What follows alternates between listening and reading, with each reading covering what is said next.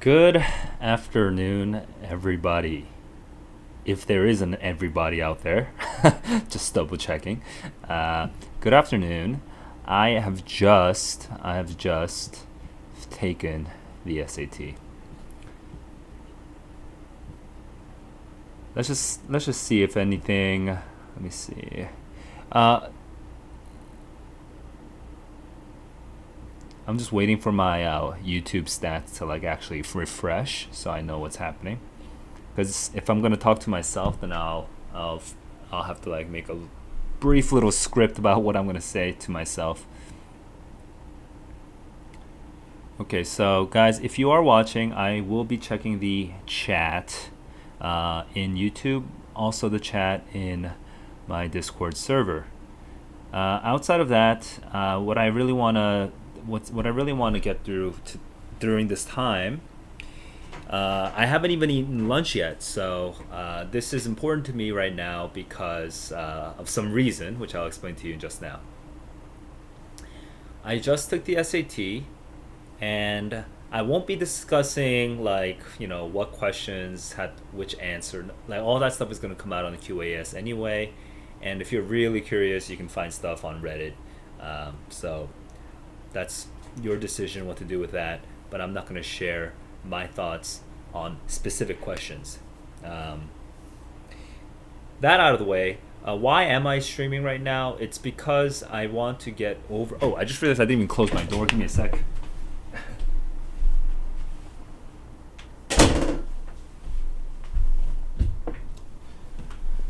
Okay, so why am I streaming right now? It's because I want to kind of process some thoughts on the recommendations I made on the strategies that I was recommending during the lead up to this test. Uh, Also, and it's sort of like give my sort of what would be like my review of how it actually went, especially with as it pertains to the reading section. Okay, because I find that the writing section and the math sections are less intense. So it's the reading that I think really demands all of that from you, from most students. Uh, and then I will also just briefly comment on the writing and math sections as well, which were so not as hard as I was expecting. Um, let's start with the reading. So in the lead up to the SAT, I was emphasizing how you should um, take your time reading the passage. At least I was recommending it. I was also uh, I was also really emphasizing, predicting what the right answer is before choosing. I was also recommending, when you're confident in an answer, just choose it and move on. Uh, and the thing that I kept trying to drill into into the minds of those who were watching was the idea that really, when you read the passage for the first time, you should be able to roughly have a workable map of what happens in which part of the passage, right? What the flow is. Now, I actually have a couple interesting updates to this. Okay, some things that I never mentioned before that I think now actually would be really good to mention. Okay, and taking the actual test for the first time in like 6 years, okay, forced me to think about this even harder. So I think it was a really really good experience. So let me walk you through the way I did my reading test. In fact, it might actually help if I pulled out my iPad and kind of showed you physically what I did. Because I mean, obviously the iPad is not digital. Sorry, it's not paper; it's digital. But actually showing you what I did might make it a lot easier for me to explain what I'm about to say. So if you don't mind, just give me a minute to set up my iPad and to just pull up any sort of random practice tests from the past, so that I can at least kind of demonstrate for you the way I was doing it. Especially in terms of time management, I did something that was new that I had never recommended to anybody before, but I kind of came up with it on the spot, and it really worked for me. It was so useful for me, and it wasn't hard to do. It was very easy to do. It just what it did was it made me intentional with the way that I was looking at the clock. I didn't have a watch on me. I had to use their janky analog clock and everything, and that was really useful. And then there were a couple of and then there were some other things I did with annotation. Again, very lightweight annotation that you can actually do in real time. Okay, there were some things I did with annotation that I had never recommended before, and I've actually never really seen. I haven't really seen this kind of recommendation. Definitely not in Khan Academy. I haven't really heard this kind of recommendation before until I just sort of made it up today, and I want to talk to you about how I went through that. I will also actually. I basically remember how much time it took me for me to get through every single passage. So I'll also tell you how long it took me to do these passages.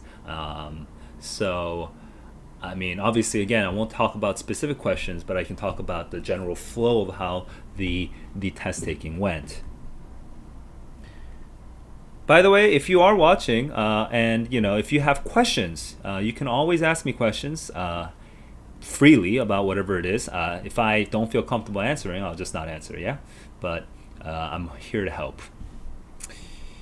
I'm also curious if you are watching, and if you have thoughts about how the test went for you. I'm also curious, what felt like a hard part for you and like a relatively easier part for you. What kind of stressed you out? What kinds of strategies you used? What kind of strategies you used that were successful, and what kind of strategies you used that were not successful. That kind of conversation I think would be really, really productive. I'm gonna set up. I'm really bad at multitasking, so give me a moment to just set up my actual iPad. It's been a while since I walked into since I set up the what do you call it, the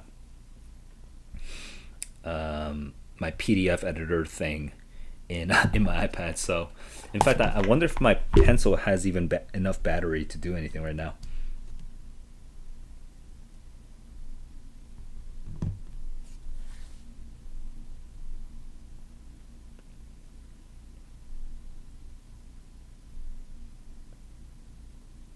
Oh man, so many. Okay, everybody, just give me like give me like 30 seconds. I need to get through this. I need to find like a clean copy.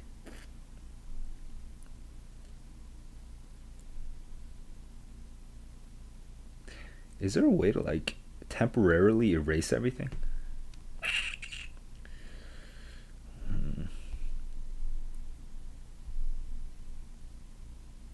So I have a bunch of PDFs in front of me. It's just that I don't want to like delete all my previous annotations just yet without having processed them first. So that's what's making this a little awkward. But you know what? I think I should be able to find a clean copy right now of some sort of test right now. So I just got to make sure that my Apple Pencil is charged enough to at least show you what I'm doing. So give me a moment, and hopefully it's not charged. Okay, so I need to leave my Apple Pencil charging for like at least like 5 minutes. So I'll talk to you verbally about what I actually did on the reading section first. If there's no other questions. Oh, Ed. Wow, that sucks.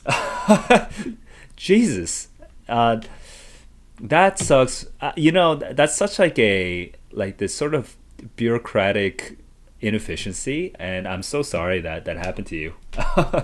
Man, because you must feel so kind of what do you call it? I don't know if gypped is the right word, but like you probably were preparing for the test at least somewhat, so you're getting yourself in the mentality of taking the test, and maybe you were even, I don't know if you saw my streams before earlier in the week, but maybe you were even trying a couple different things to change up your test taking. It hasn't even snowed in 2 months, so literally freak accident.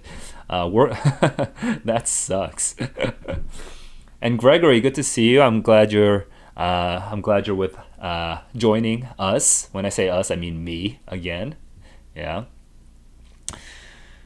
Yeah. So, but guys, actually, if you So Ed wasn't able to use any strategies on this particular test. But Greg, I don't know if you caught this earlier, but I said if you used a certain strategy that you thought this time was successful or unsuccessful, even if it was unsuccessful, it's actually worth learning from. If there was a strategy that you used, it could be about time management, it could be about like the way you approach the questions or process elimination, stuff like that. I'd be curious what you thought was successful or not successful. And we can use that as material for some conversation. I'm about to go into the what's it called? I'm about to go into the like the reading test and show you how I kind of like timed myself, basically, stuff like that, and some new discoveries I made along the way on how to do that. Okay, I have enough battery on my Apple Pencil to at least stick the iPad in and get started, so I'm about to do that right now. By the way, guys, if you have friends who think would benefit from just talking about the strategy, of the SAT, go ahead and invite them. I think it'd be really dope to have like 5 people watching. if we have 5 people watching, I'd feel so popular. God. Anyway, let me pull up October 2019. That one's kind of pre-annotated, but. Oh wait, I should let me share my what's it called? My actual iPad screen. That's not my iPad. This is my iPad. So let's see. This one hasn't been downloaded, so maybe this is clean. Okay. So this is the QAS from March 2019, 3 years ago. So I'm not using this to actually. I'm not going to go over the actual questions here. I'm going to use this sheet of paper basically to just sort of demonstrate to you the way I did it. And if you have certain questions, about what you think, or even objections, like you specifically think that the way I'm doing it is actually not going to help, like I'd be very curious why you think that, because we can chat it out. We can discuss how to do things. So as everybody knows, when you get to the SAT center, like that first 30 minutes to sometimes even an hour, depending on the proctor and depending on how slow everything is, all you're doing is just filling out bubbles. It's just like this. It's just this long bureaucratic exercise. So you have to just get through all of that, right? Then you finally start. Now in my room, because I had the room for adults, and I was the only adult. It was very fast. But let me see. I think I actually got to start filling out the test around 8:20 or so, something like that. And so this is what I did. Okay. At the very beginning, we're done with all the paperwork, and the very first thing the proctor says is, okay, you may now begin, right? And then he says that you have 65 minutes, and he puts it on the board. Now let's just say that we started at 8:20.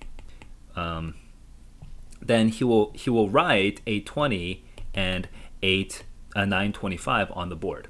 Now, physically where I am, I can see the whiteboard in front that says these numbers, and on to my right, I have to look up, and I have to look up to the right to see to see the clock, because I have my Apple Watch, but apparently the Apple Watch is not allowed. You have to take it off. So I had to use the janky analog clock where, depending on the angle, you can't tell which minute it is, right? And you have to interpret it, right? So I had to do that. Now, I never spoke about this during the stream last week, okay? And no one actually asked me questions about it, so basically, I basically forgot about it. But if I was a student last week, I would have asked Saul, how many minutes does it take you to read a passage? How many minutes does it take you to finish the questions? And I would have told you last week, hey, it takes me about, for me, in my head, I keep it at 6 minutes. And most kids have never measured it. They have never timed themselves specifically how many minutes it takes to do it. But I know because I've taken so many practice tests, and when I take the practice test, I read, and I have like a stopwatch next to me using my phone, and then I write the time over here. Okay, but this is the real test, so I don't want to just record my time. I'm not trying to collect data on myself. I want to. That's a totally different purpose, right? When I'm doing the practice test, I'm trying to collect data on myself to make sure that I know my limits, right? It's like so that I can go back and analyze. Like, holy shit, this passage took me 8 minutes to read. Then I have information about myself. But during the real test, I don't want to collect information about myself. The main thing I want to do is make sure that I am keeping on pace with the rhythm that I'm used to. And the rhythm I'm used to is 6 minutes for the passages and 6 minutes for the questions. Okay, that's my rhythm. Your rhythm might be different, just because maybe you rush through the reading a little faster than me, but then, you just go back and reverse construct the answer choices from the questions by taking more time. So maybe you're like 5-7 instead of 6-6. That's all up to you. I mean, you have to figure out what rhythm works for you. But once you know your rhythm, then this is the amazing thing that I discovered today, because it's, again, like I said, it's the first time I took the real test in like 5 or 6 years. The amazing thing I discovered is, hey, it's 8:20, right? And that's when time starts. What I did today was I wrote 8:26 over here, and I made that like kind of like my goal. Yeah. So that was basically like my little goal time. Actually, I didn't even write 8:26 because that's too much to write. What I specifically did is I just did ... 26. Okay. And what that allowed me to do is it allowed to give me like a sort of brief sort of benchmark. If I go beyond 26, it means that I took more than 6 minutes. If I'm under 26, then it means I took less, and so I'm safe. Okay, so Gregory, I'm seeing some of your questions. I'll come back to you in a second, but I just want to finish off this idea of the benchmarking. So then I would write ... 26, colon 26. Then by the time I get down here, on the iPad, it's like super clumsy to like look back and then look down, right? It's like super clumsy, but on paper, it's super easy. You can just like, it's very easy to flip pages and double check. So as soon as I finished the passage, what I did was I looked at the clock and I saw it was 8:25. And then I just double checked. I was like, all right, 8:26. And then I could be like, yes, I saved a minute. And I could feel a little calmer. The literature passage for me tends to be the easiest. So actually, when I finish the literature passage, right? So hang on. Actually, I skipped a step. So then now I know it's 8:25, right? I read it 1 minute faster than I expected. Then now my next goal is to spend 6 minutes on the questions. So what do you think I did? Over here, what do you think I did at 8:25? Well, I wrote 8:31. Okay, so I didn't fully write it out like that, all pretty and shit. I wrote it very ugly. I did 31. Okay, so when I wrote ... 31 over here, the colon 31 over here, what that meant was, first, I could feel good because I saved 1 minute. Okay, but second, now this gives me another benchmark for the next part, which is questions 1 through 10. So then obviously I go through all 10 questions, and once I'm done at questions 1 through 10, I look at the clock again, and I come back and do a quick scan, okay, which is very slow on the iPad but very fast on paper. I quickly scan for this number again, okay, and then I'm like, oh shoot, I did that really fast. I did that again in only 5 minutes, so now it's only 8:30, right? So, and that's literally what happened. I did the first passage in 10 minutes. I think I might have even done it in 9 minutes. I kind of don't remember that part. So then after I finished that, whatever it was, like whether it was 9 minutes or 10 minutes, whatever, the point is, I knew that I saved myself like a little bit of time, because I had the like 10 or 9 minutes for that. So then I come to the second passage and I do literally the same thing. Right now, let's say I spent only 10 minutes. So it's 8:30 right now, and I'm just going to give myself that 6 minute baseline again. So from 8:30, I should try to spend 6 minutes or less on this. So I wrote, it's not like this. I wrote 36. And I just kept doing that every single time at the beginning of the passages, and at the end of the at the beginning of the passage and at the beginning of the questions, I would basically just put a 6-minute timer at the very beginning of every single section. And what that did is it really helped me to be very conscious of how I'm budgeting my time. And so here's the actual breakdown of how much time it took me. The first passage was the literature passage, and I took about, from what I remember, I took 10 minutes on that. The second passage was a social science passage, I think, or of some sort, and that took me, I think, exactly 12 minutes. Okay. The third passage was hard for me. It was a science passage. I forget which science passage it was, but I felt that it was hard. So I think that took me 13 or 14 minutes. 13 minutes, maybe. I don't think it took 14 minutes. Because the fourth passage was also hard. And I think that also took 13 minutes. But then the final passage was the two passage one with also science, really hard to understand, but the questions weren't as hard. So I think that took me, I don't know, something like 12 minutes. Again, just back to my baseline of 6.6, I think.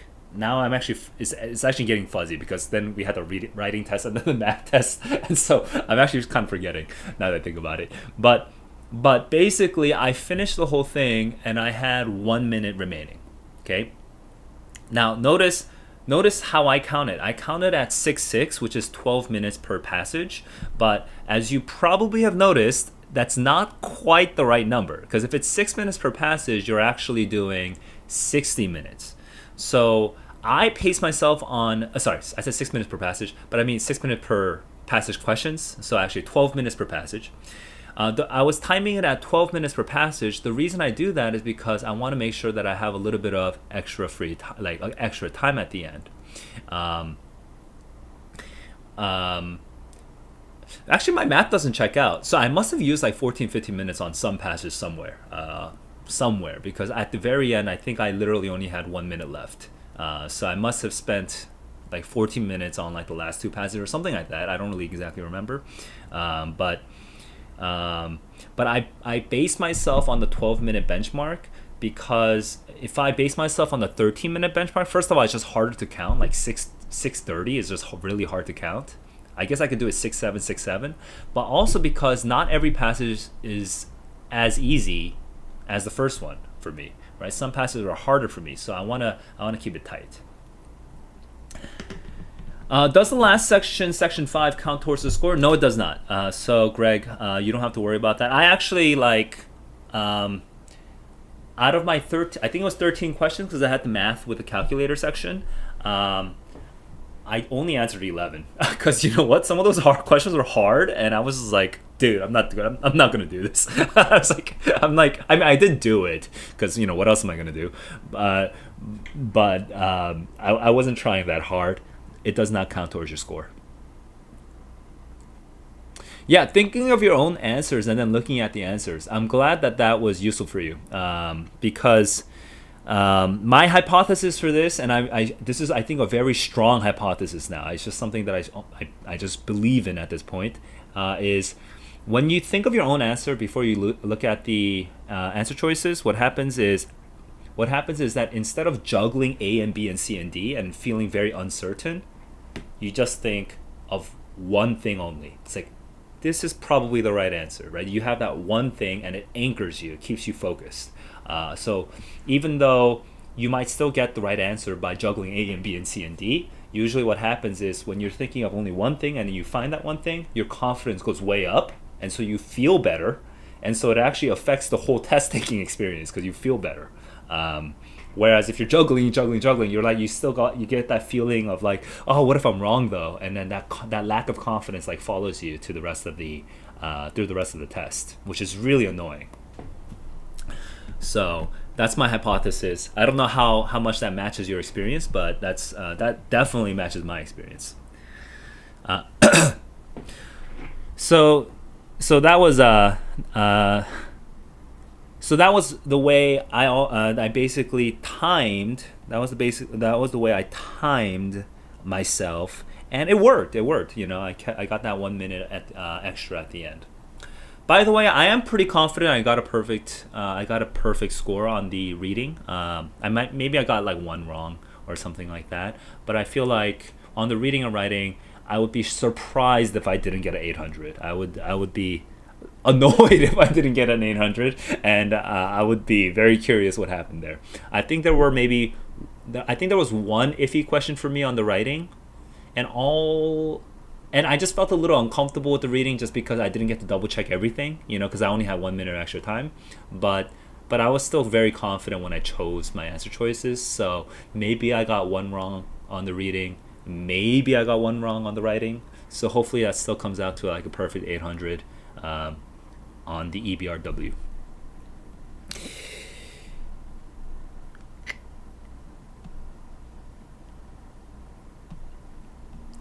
I'm just trying to think about what the other thing I discovered was in terms of my strategy. Okay, because again, I try to be unlike a lot of tutors who just sort of talk, I think, automatically because they got so used to the questions. I try to keep things fresh by forcing myself to actually test them in the real test taking conditions.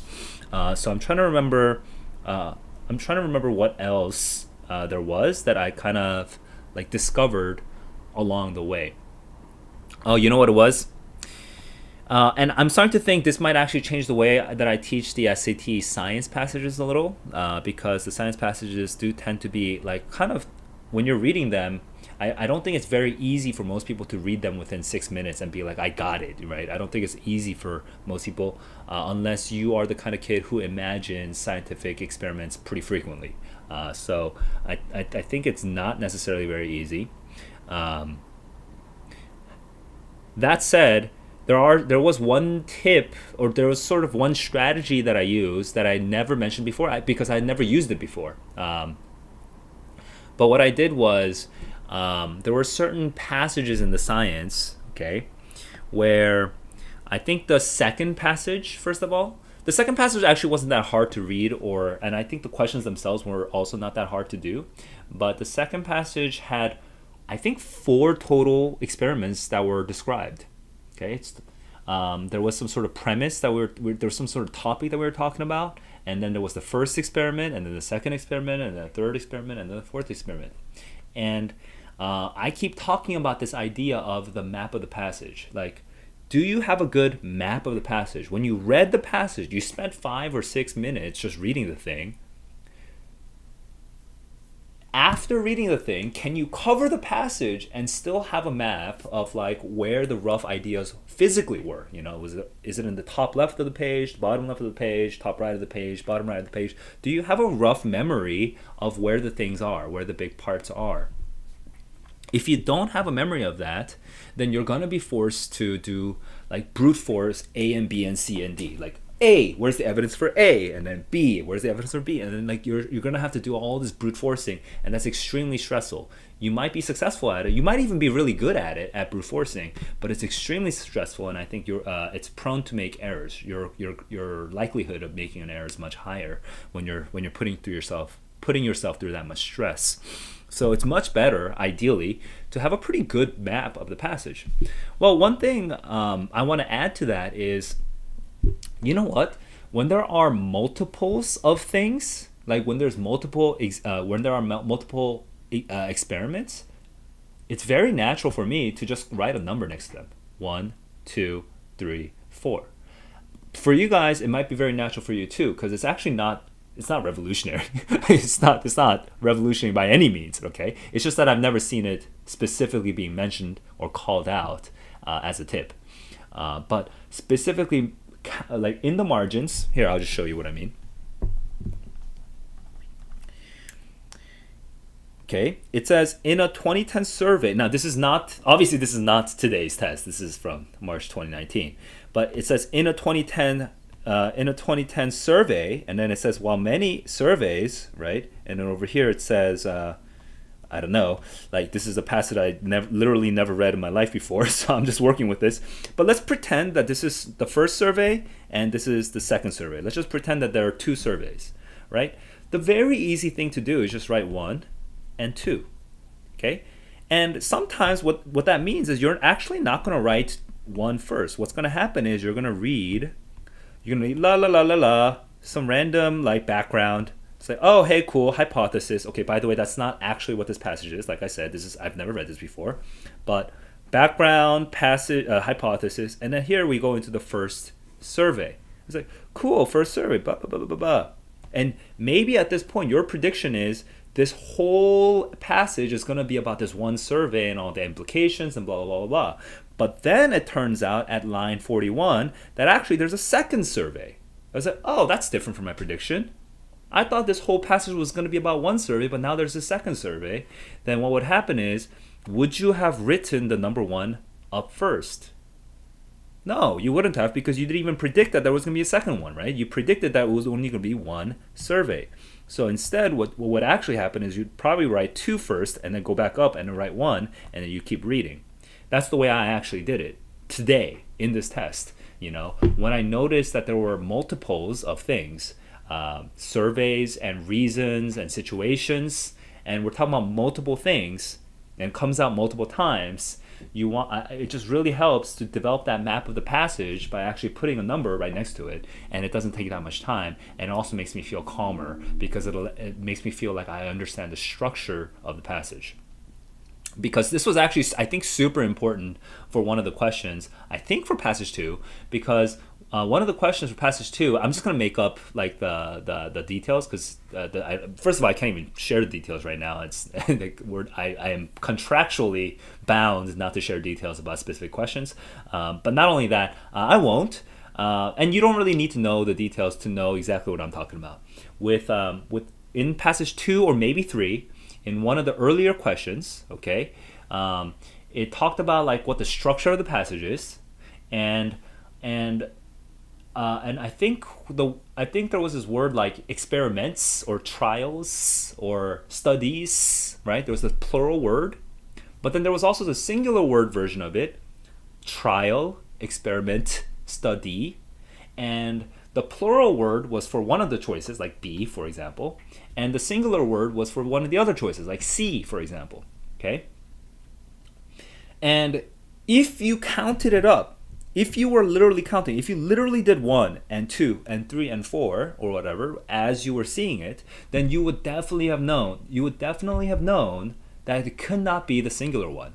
Okay, it could not be the singular one. It could not be trial or experiment or study. It had to be trials or experiments or studies. You had to know it because you counted it in the first place. I remember that particular question. I don't remember the exact wording or anything like that, but I remember that question because I remember getting stuck on it for a second because I was like, they both sound kind of persuasive. But then I had the numbers. I was like, of course we're talking about multiple things, so I just eliminated that one thing, that one singular choice, and went with the plural one. So that's an example of something that actually directly helped as I was doing it.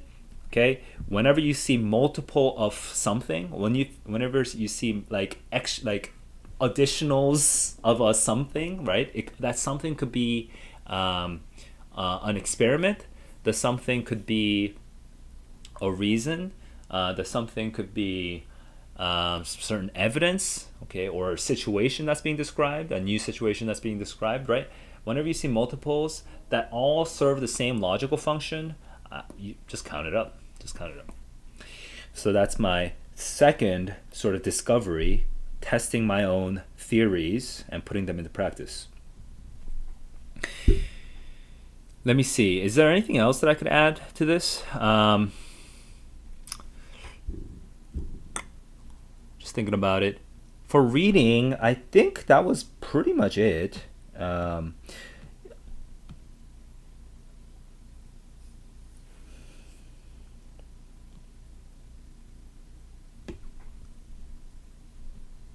Oh, I remember, and this is not going to change my tips at all. This doesn't change my strategy whatsoever. But one thing that I remember was there were two synonyms. Okay, there were two synonyms, and it was a vocab in context or word in context question. And I was very confused by these two synonyms because they both seemed like they were natural to me. Okay. And actually, even to this moment, I'm not totally sure which one. Like, I kind of feel 70% sure that the one I chose is the correct one, but I still feel like there's a 30% chance that the one I chose is that the other one is the correct one. Okay, so I can't say which question this is, but there was a vocab and context question talking about like geology. Okay, and I was like, which one is the correct one? But I just used, and even though to this moment, like until the QAS comes out, I'm not going to be 100% sure, right? So I'm going through the same uncertainty that you guys are. I just used literally the same tip that I always give you guys, which is if you're not sure, right? If you're stuck between the answer choices, right? You go between B passage, D passage, B passage, D passage, and you're just like going circles in your head. The main thing to do is look at the question stem. Stop looking at B and D and stop looking at the passage right now for a second. Cover the answer choices. Okay, I mean I didn't physically cover the answer choices, but I forced my eyes to go to the question stem. I took a breath, then I went to the passage, and then I just substituted the words that I would actually use, right, on my own. About this geology passage talking about, this vocab and context. There's this word. There was this word. I don't know. Am I allowed to say the word at least? Because it's so abstracted. But like, there's this word exposed, right? I'm looking at the word exposed, and I'm just thinking, hey, what would I say in this sentence if I had to say it on my own? Okay, and so I just worked with that, and that just helped me feel 70% confident in the one that I chose. College Board. If literally saying the word exposed is a problem, please let me know. I assume it's not though, because I didn't say anything else. But but I feel like it shouldn't be a problem, College Board. So if it is a problem, please send me an email and we'll work it out. I'm also getting used to this sort of online thing. Like I don't know what like acceptable standards are, so I'm kind of figuring this out as I go. Okay, so let's see if there's anything else I can work with here. We can talk now about the writing and then about the math strategies. Now, obviously, I don't have a lot to say about math strategies just because I'm not a math teacher. So that's going to be pretty short. Writing will also be pretty short because I don't think, at least I think with writing, there's a lot to talk about in terms of grammar and like how to increase your confidence based on like stylistic and grammatical rules. But in terms of strategy, I don't think it's that complicated, so I don't think there's that much to say. But so before we move on to writing or math, does anyone have any? If you have any questions, just let me know. I'm also just gonna think about like what my wrap up is around reading.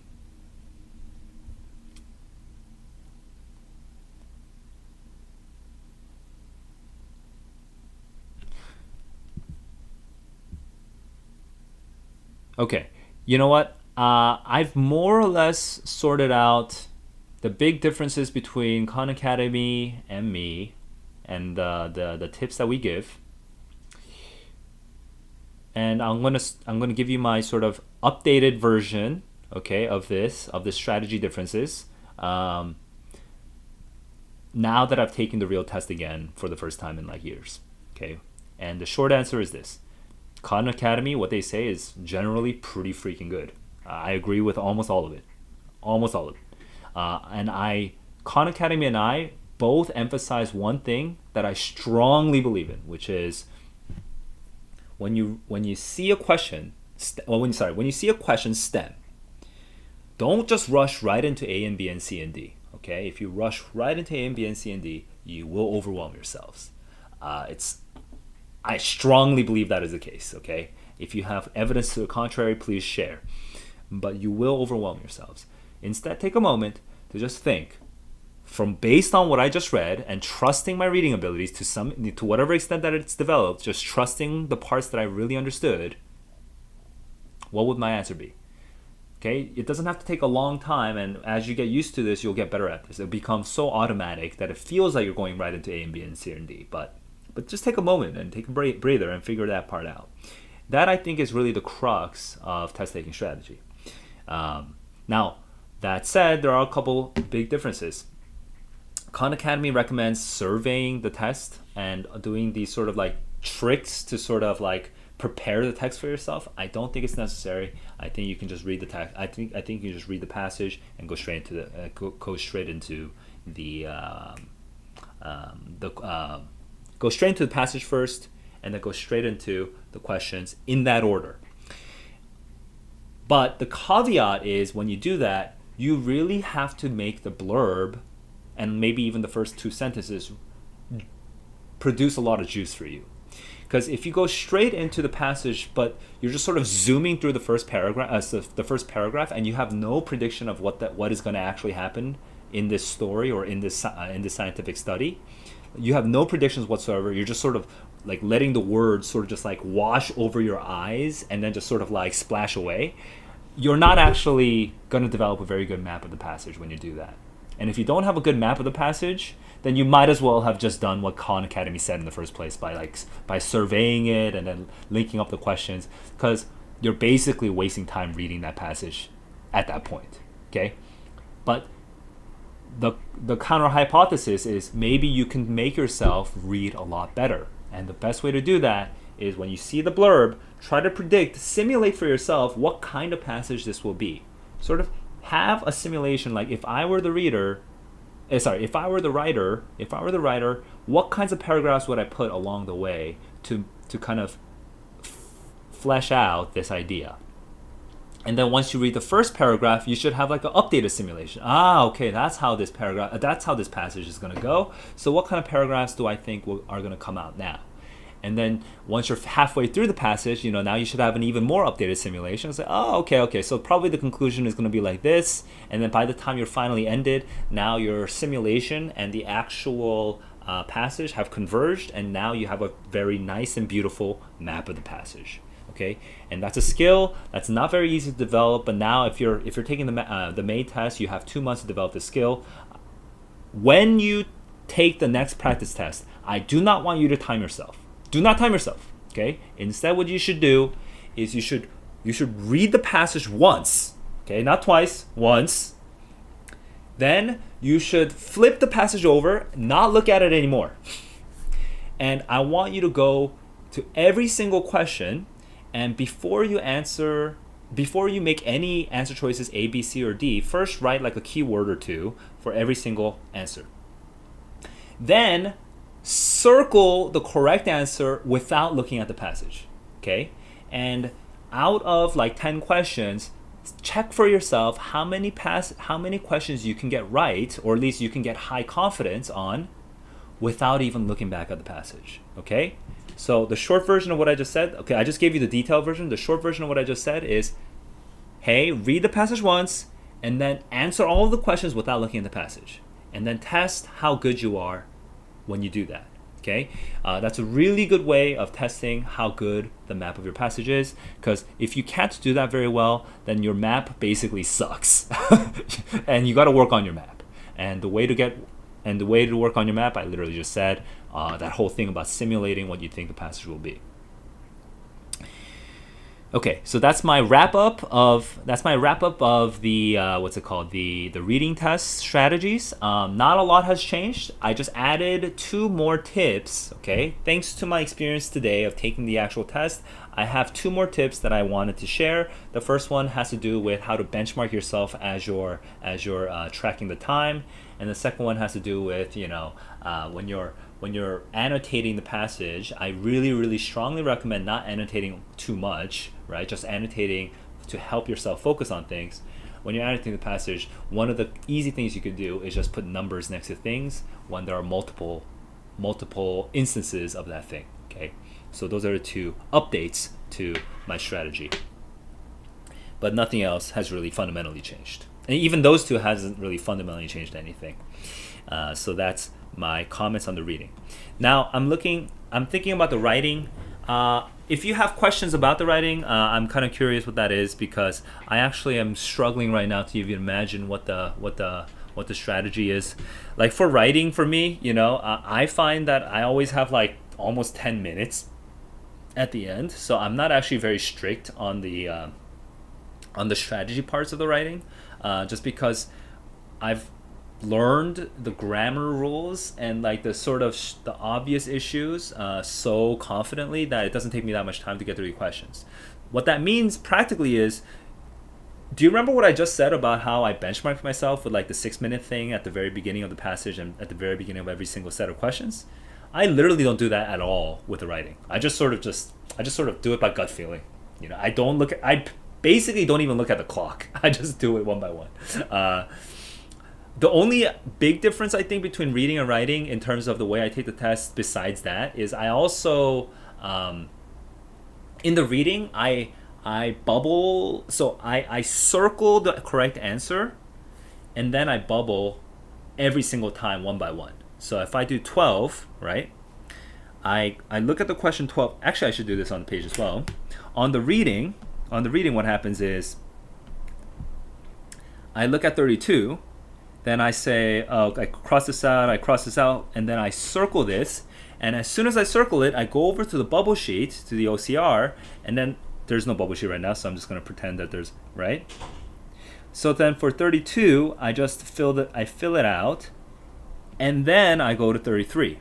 And then I circle, and then I go to 33, and then I bubble, right? That's what I do on the reading. Well, that's not what I do on the writing. Okay, on the writing, what I do is, because I'm not stressed out about time anymore, I basically just do it page by page. So I do C, and then I go back, and then I bubble. Then I do, well, A and B, and then D, and then I go, and then for that page, I do A, B, D. Okay, that's how I do it for the writing. And it's way less systematic than the reading, just because I'm less stressed out about time. So if you guys are actually stressed out on time, I'm actually curious what you guys do in terms of the bubbling. That said, there are a couple things to mention about how the writing goes, and one of the big things is I try really. I teach my students really to just like cross things out when they see errors in the actual passage itself. When they see an error, cross it out right away, because I do feel like it does. Sometimes it feels like a lot of like sentences to read. Like there's like version 1 of the sentence, and then you have to read like the version 2 of the sentence, and the version 3 of the sentence, and the version 4 of the sentence, and it kind of feels like overwhelming to do that. So the way to kind of reduce the sense of overwhelmingness is just cross it out if you think it's wrong. Then now you no longer think, okay, A probably shouldn't work. And since, if you find that you feel a little like you're rushing a little bit, you're being a little breathless, then, but you also know that you usually have 5 or 10 minutes at the end of a writing test, maybe just take a little bit more time with every question. And one thing you could do is you can actually just correct it literally in line. Further heating resulted in extremely thin microsheets of carbon. And then the main thing is, I know that the comma has to go away, carbon that could be made into battery anodes. So then, make the correction right there. And if you make that correction right there, then when you look at A and B and C and D, you could feel, see, I chose D, but that was just for example. Then you can choose C like right away. It'd be very easy to choose C. So the main thing you should be paying attention to is, the way that I am taking the test should make me feel calm and in control. But if I don't feel calm and in control, I feel like I'm breathless, that I'm hurrying, I'm rushing, then what's something I can change to make myself more calm and in control? Okay? You really should be thinking about that when you're analyzing your own test taking strategy, okay? Because your habits are, that habit of being breathless and sort of frantic, that's not a good, whatever it is, it might be multiple habits actually that are contributing to it, but whatever it is that's contributing to you being breathless and out of, and like rushing and just sort of like not feeling confident, whatever it is, you should find out what it is, and you should try tweaking it to make it feel a little different, okay? But the biggest reason why anyone feels breathless, overwhelmed, is usually they're thinking of too many things in their head at the same time. So you want to, whatever you do, you want to make it so that you can focus on one thing at a time and sequence it much faster, rather than try to do 5 things at one time and then just do like this complex calculation all in one go. Okay, so if I correct it over here, yeah, it might take a little bit more extra time over here, okay, but at least it gives me one very specific thing to focus on when I'm here. Then when I'm here, now I'm not like reading four different versions of the sentence, okay? Now I'm mainly just looking for one thing, right? It keeps my focus laser pointed and makes it a lot easier to not get overwhelmed when I'm looking for that one thing only. Okay. Now, sometimes this is painful when you make the wrong correction in the first place, but then now you're only back to the original starting point that you were at. You're not worse than how you started. You're literally at the same starting point that you were at before when you were going straight into A and B and C and D and sort of like juggling all of them at once, right? That's literally the same as the previous strategy, so it's not that big of a loss. For writing, I think that those are the main strategy points that I can make. Nothing has really been updated in my sort of like repertoire of tips. But I think maybe one thing has been updated. It's that I would now probably tell my kids, now that I've taken the real test, I would probably tell my kids, hey guys, you don't have to worry so much about the bubbling sequence and stuff in the writing, as long as you have that like 5 or 10 minutes afterwards, right? If you have a lot of free time afterwards, you don't have to worry about the bubbling so much. But you should be much more conscious about the bubbling on the reading, because you want to make sure when you're, at least if you're feeling like you're pressured for time, you want to make sure that every time you bubble, you have like high confidence when you bubble. Okay, so that's kind of like my biggest change, and it's like barely a minor tweak. Math. Math was fun because I have not taken a math test in forever, and I also just don't even teach math. I don't focus on math, so I would be happy if I got a 750 because I didn't study. I literally went into the math test and I didn't know that they had trigonometry, so sine and cosine. That was shocking because I don't remember that at all. Like, I don't remember, like, the sine and cosine graphs? Like, I don't remember where sine starts. I don't remember if sine starts on, like, the 0 or, like, it starts at, like, the 1. Like, I literally have no clue. And then I don't know how to calculate sine. I don't remember any of that, right? So that screwed me. And then what else happened? Congruent and similar, like those are words that I literally never use.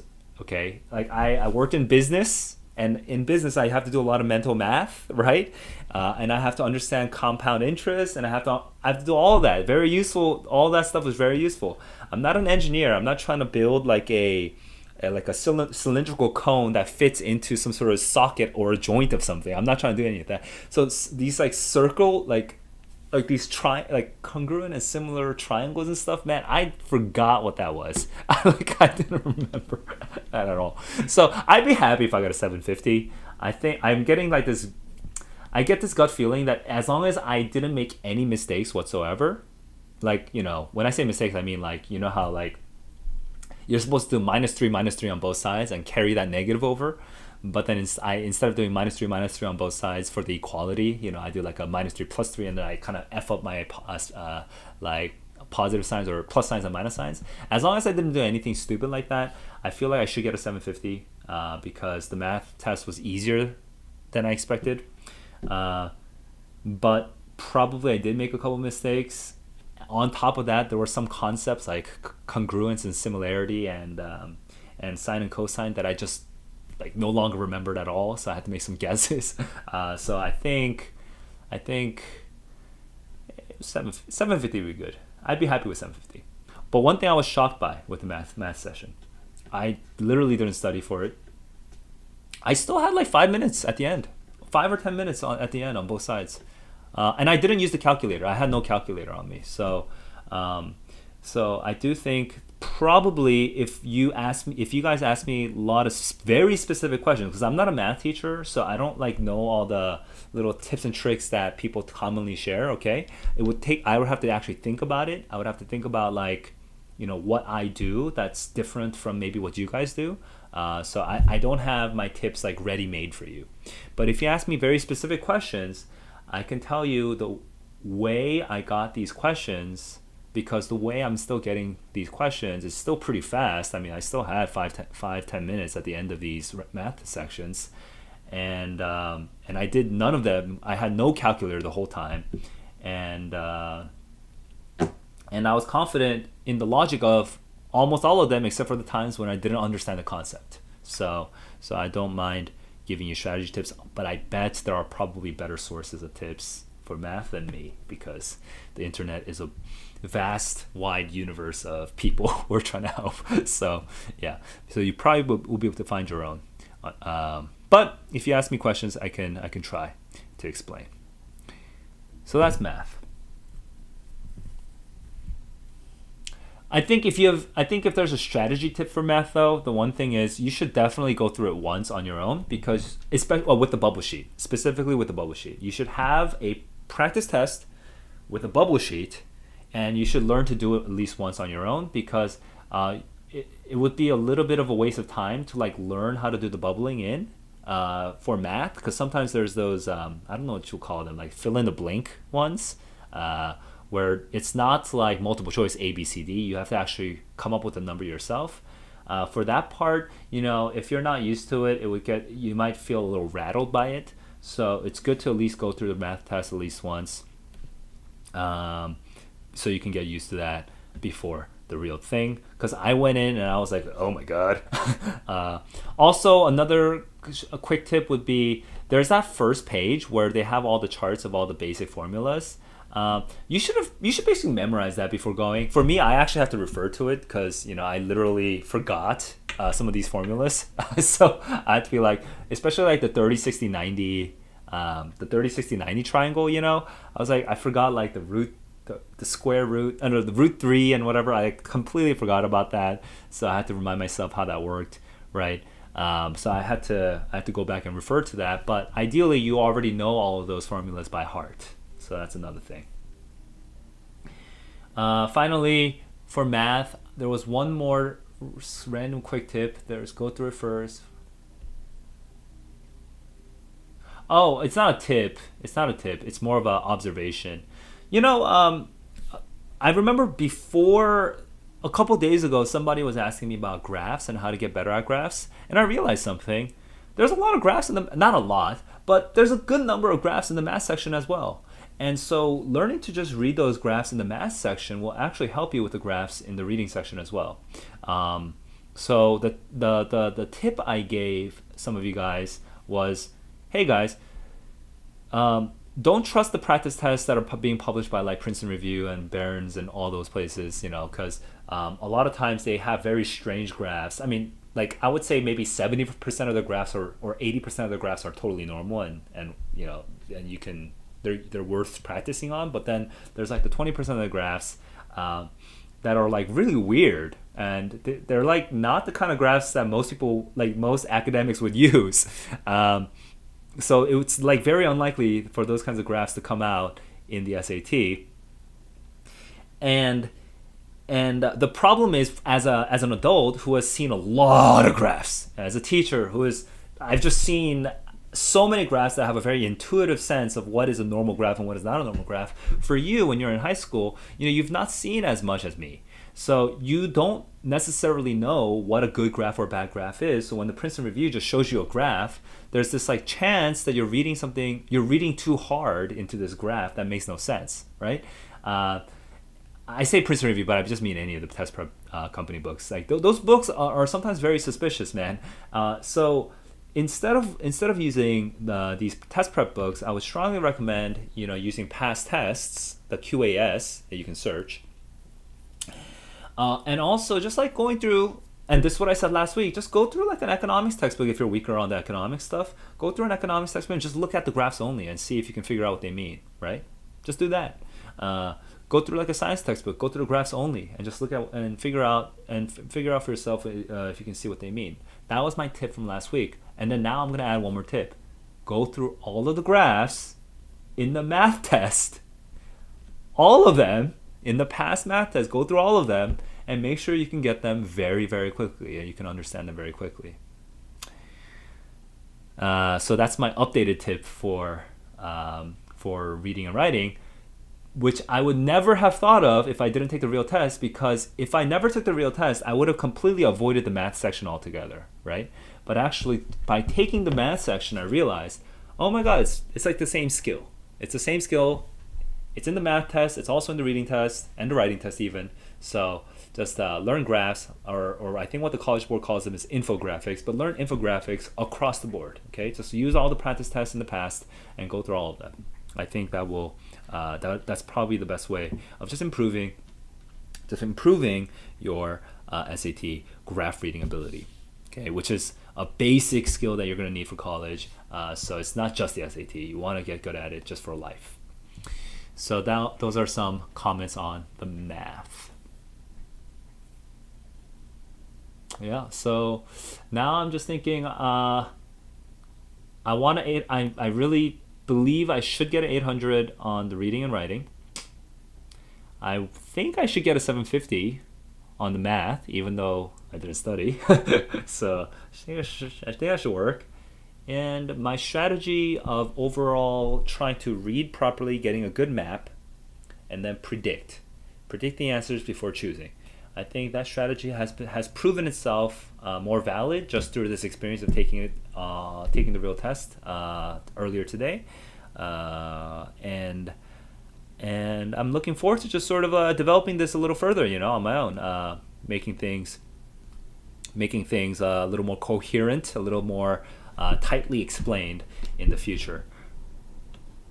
For sure, next time I take this test, I'm going to study for the math, because I want to get a 1600 to just prove to you guys that, hey, it's not, that I'm not just like a huckster, that I'm not a scam artist, I can actually do it. So I want to actually study for the math next time, which I just couldn't squeeze the time in this time.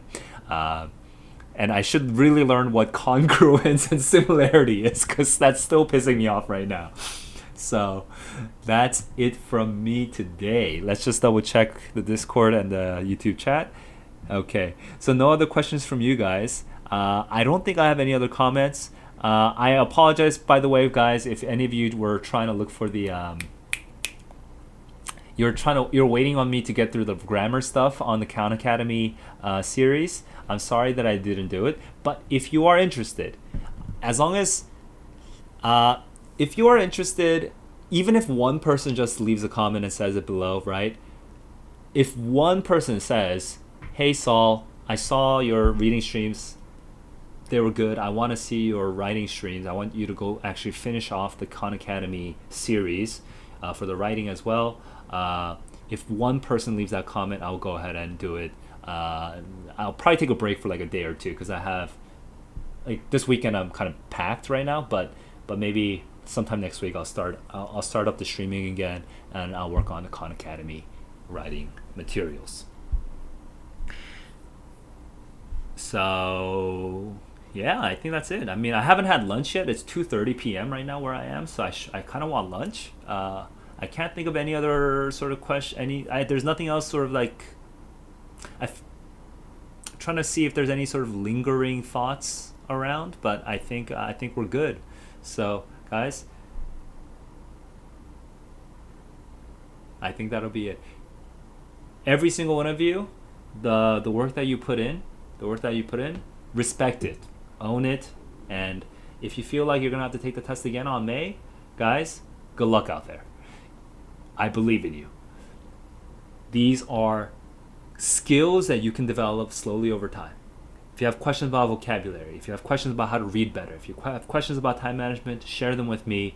You can share them in the YouTube comments below. You can also join the Discord channel. I think the link might have been expired, so I'll double check. But you can join the Discord server and join our March SAT channel. Maybe if there's enough people that come in, we can create a May SAT channel and get things going. All right, guys. I wonder if it would be worth it to do like a Reddit read through. Would College Board not be cool with that? I'm actually not sure because Reddit I think might upset College Board a little bit. But um, let me know what you think about that, okay? Because I'm not gonna do it right now. I'm like super hungry. But if you want me to kind of read through what's on Reddit, that could be interesting content. I'm just like yeah. I'm just like spitballing right now. But anyway, that's just an idea that I just had. All right, guys. Enjoy your weekends. Get some sleep, and have a kick-ass week at school next week. Peace.